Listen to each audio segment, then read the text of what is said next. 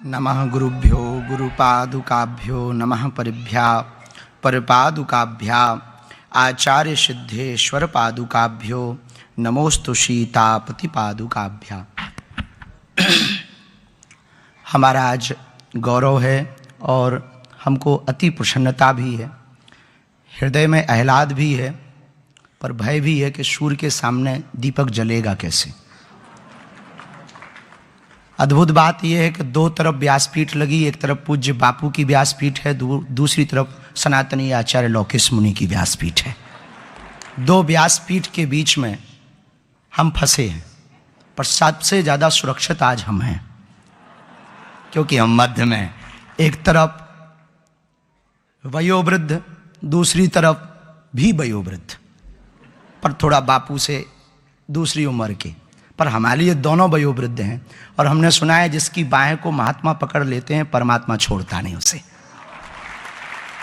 और इतना ही नहीं, एक दूसरी तरफ एक ऐसा भारत का व्यक्तित्व विराजमान है जिन्होंने हमको भी 2 बार आपकी अदालत में फंसाया, बुलाया प्रेम पूर्वक भी, बहुत खट्टी मीठी बातें हुई और हमारे अंदर के उबाल को उन्होंने उबालने की बहुत कोशिश की, परंतु हमने जीवन में बहुत कुछ सीखा कि सरलता के साथ भी जीवन को जिया जा सकता, बिना शोर मचाए भी शांति पाई जा सकती है। वो यदि हमने सीखा है तो हमारे अति प्रिय श्री रजत शर्मा जी के द्वारा हमने वो चीज़ सीखी है, आज वो भी है। दूसरी सौभाग्य ये है कि पूज्य बापू एक ऐसे महापुरुष हैं जिनके सामने बहुत कुछ कहना।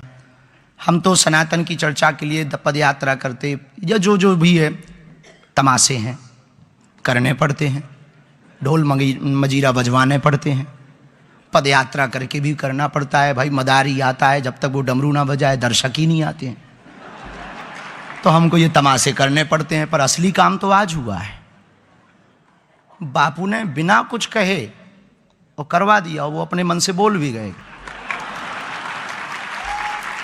वो बात सही है कि इस देश में जन्म लेने वाला व्यक्ति कोई भी तनातनी नहीं है, सब सनातनी है, ये बात सही है। उसी बात की पुष्टि आज पूज्य आचार्य लौकिक मुनि जी ने कही है। अद्भुत बात यह है कि हम एक बार तलगा जड़ा भी गए अपने जीवन में, पूज्य बापू की जन्मभूमि भी गए, बापू के बापू का भी सानिध्य हमने, जो अदृश्य रूप में, चैतन्य रूप में सदैव बापू के साथ रहते हैं, उस छाया और चेतना को भी महसूस किया। क्योंकि दास का जीवन भी एक गुरु के कारण है, और जिसको भी सच्चा और अच्छा गुरु मिल जाता वो रंक को भी राजा बना देते हैं। बहुत बातें ना कहें, 1-2 बात हम निवेदन करने के लिए आप सबके मध्य में अब आए तो नहीं हैं, दूर ही नहीं है।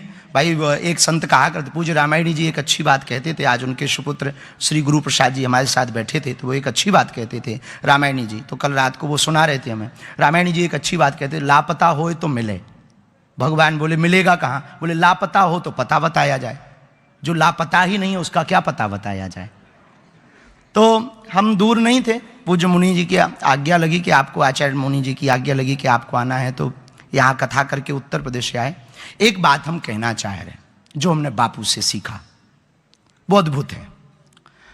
जीवन में याद रखना, हमारे पास बहुत लोग आते हैं और हमसे कहते हैं कि बाबा तुम पे हनुमान जी की कृपा है, सन्यासी बाबा की कृपा है, हमारा मन ठीक कर दो, वो हमारे भाई का मन ठीक करो, लोगाई का मन ठीक करो, पड़ोसी का मन ठीक करो, पड़ोसन का मन ठीक करो।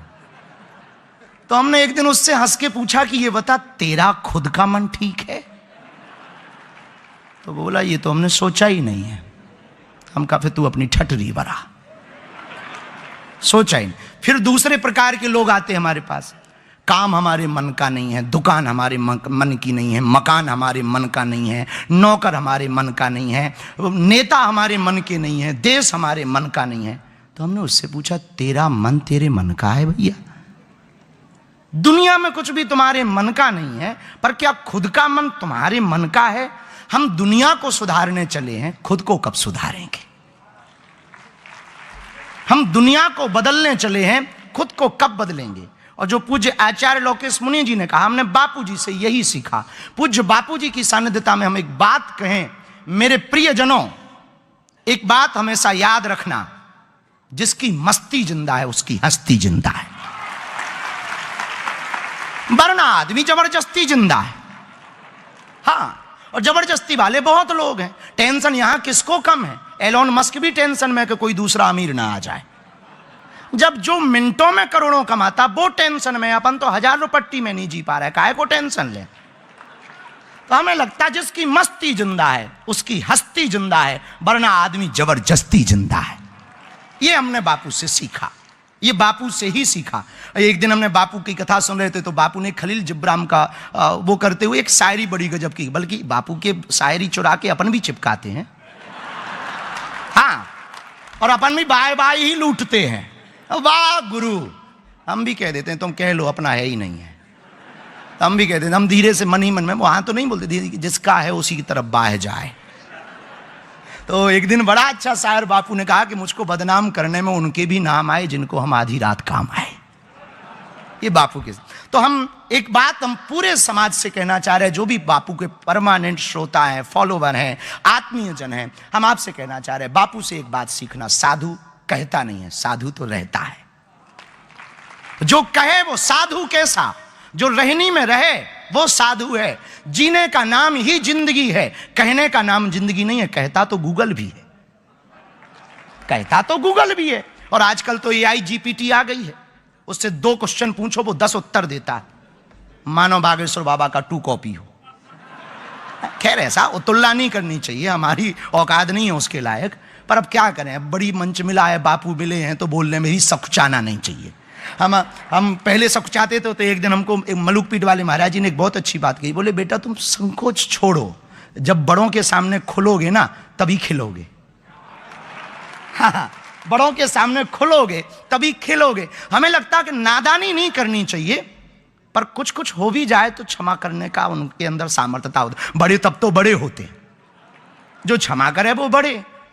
तो मेरे प्रियजनों, हम प्रार्थना करें जितने भी पूज्य बापू के जितने भी श्रोता हैं, परमानेंट श्रोता, हमें देखो साधु तो हमेशा, आचार्य रजनी सोसो एक बहुत अच्छी बात कहते हैं कि साधु उपदेश देता है, राजा आदेश देता है।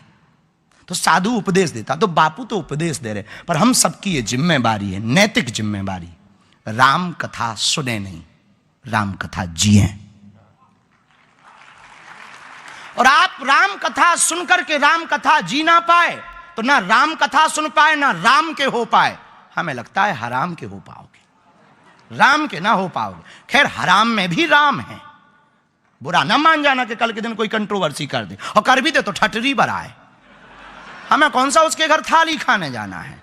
भैया बुलाएगा ही नहीं, हमारा वीडियो ही नहीं देखेगा, अनफॉलो कर ले, ठटरी बरा। तो आप राम कथा केवल सुनो नहीं मेरे प्रियजनों, बापू बैठे वरना हम मेरे पागलों भी कहते हैं।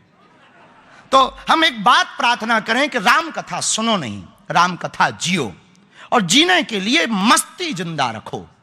दुनिया क्या कहती, आचार्य मुनि जी ने यही कहा, दुनिया क्या कहती। जब हम चलते हैं तो सब अपनी अपनी दृष्टि से देखते, कोई कहता नया लौंडा आ गया, कोई कहता है बाबा आ गया, कोई कहता अब हिंदू मुसलमान करेगा। सच ये है हम हिंदू मुसलमान नहीं करते, हम सिर्फ हिंदू हिंदू करते। हाँ ये सच है, हम मुसलमानों के विरोधी नहीं है। मुसलमानों के विरोधी होते तो अब्दुल कलाम की चर्चा रहीम रसखान के दोहे ना गाते। तो हम इनके विरोधी नहीं है। लोगों को लगता है तो हम भी कहते थे बेटा सेम टू यू, कौन बेफिजूली में अपना मुंह खराब करे।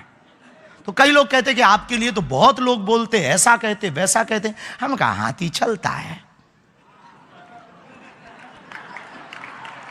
चलने दो चलने दो, उनका अपना काम। तो हमने अपने गुरु से एक बात सीखी। हमारे गुरु अक्सर किसी का एक छंद कहा करते थे। दादा गुरु जब अक्सर रात को बैठते थे झोपड़ी में, बागेश्वर धाम की उस झोपड़ी में तलहटी के किनारे जब बैठते थे, तब हमारे गुरु एक हमेशा छंद बोला करते थे। तारा की ज्योति में चंद छिपे नहीं, सूर्य छिपे नहीं, बादल छाए, रन चढ़ियो रजपूत छिपे नहीं, दाता छिपे नहीं, घर मांगन आए, चंचल नारी के नैन छिपे नहीं, प्रेम छिपे ना पीठ दिखाए, गंग कहें सुनो शाह अकबर, कर्म छिपे न भभूति लगाए। कर्म कभी भभूति लगाए से नहीं छिपते हैं। तो आप एक बात याद रखना कि हम कोई भी काम करें ये देख करके करें कि वो देख रहा है,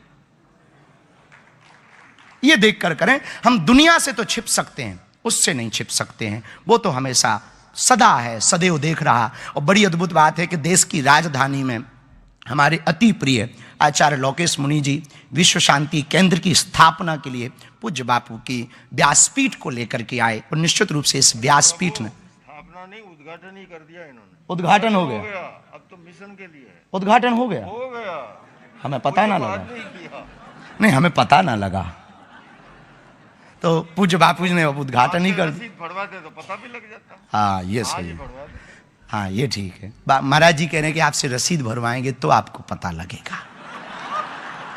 अब सच ये बात है कि हमारा बाल्यकाली भिक्षा मांग के शुरू हुआ, अब अभी तो मांग ही रहे हैं अस्पताल के लिए। तो ठीक है, आप हमारी काटना, हम आपकी काट देंगे। आप विश्व शांति केंद्र की हमसे कटवा लो, हम कैंसर हॉस्पिटल की अपनी कटवा लेंगे, हिसाब बराबर। मेरे कपड़ों में जेब नहीं है, इनके जब्बे में 2-2 जेब है। कसम खा के कह रहे 1 रुपया नहीं है, जेब जरूर है, रुपया 1 नहीं है। जो है वो पोटली में, और पोटली हम साथ लेके नहीं आए क्योंकि बापू की पोटली थी तो हमने अपनी बारी धर ली। हम कहा बड़ी वाली अभी चल रही, छोटी वाली इधर ही रहो। तो हमने हनुमान जी को भी कहा कि तुम यहीं बैठो, हम अभी आते हैं, कुछ बोल करके। तो हमारी पोटली में है, लेकिन वो बगल में है आपके, तो ले लेना, हम आपके हैं। बहुत अद्भुत हैं, बहुत सरल हैं। तो हम तो क्या कह दें, बस अंत में यही कहेंगे कि जितने भी पूज्य बापू के श्रोता हैं, राम कथा को जियो, राम कथा में जियो, राम कथा के लिए जियो, क्योंकि जीना भी राम के लिए है और राम को ही जीना है, राम के लिए ही जीना है, राम से ही जीना है। इसी के साथ अपनी वाणी को विराम हम अब फिर कह दें, अतिशयोक्ति तो नहीं होगी पर कह देना चाहिए। हम कहते हैं जैसे एक वो ब्रह्मांड का नियम है कि नेचर में कुछ भी फेंको वो डबल करके देता है, ये नेचर का सिद्धांत है। तो हम बापू फिर से चरणों में कह रहे, इस बार 15 फरवरी को 300 बेटियों का दीकरी की लगन है, तो तमें आ भी जाओ, सादर आमंत्रण है। 300 दीकरीनी लगन है, गरीब दीकरी है, बहुत गरीब है, और 100 आदिवासी बेटियां हैं जिनके माता पिता नहीं हैं। तो हमारे क्षेत्र में बहुत आदिवासी परिवार है, धर्मांतरण को लेकर के वहाँ बहुत चलता, तो वो बेटियों को बेच देते हैं। तो इस साल 7वां साल है, हमने पूरे परिवार ने मिलकर, बागेश्वर परिवार ने कहा कि आप बेटियों को बेचो नहीं, कहीं मत करो, उनका कन्या विवाह का पूरा खर्चा बागेश्वर परिवार उठाएगा। तो आमंत्रण है, बस इतना ही कह के हम अपनी वाणी को विराम। सबके हृदय में राम जी बैठे और सब राममय बैठे, सबको प्रणाम हम कर रहे। बागेश्वर धाम की, सत्य सनातन धर्म की, गुरु और चेला की, पूज्य बापू जी के मेला की, तलगा जरडा धाम की, पूज्य बापू जी के बापू जी की।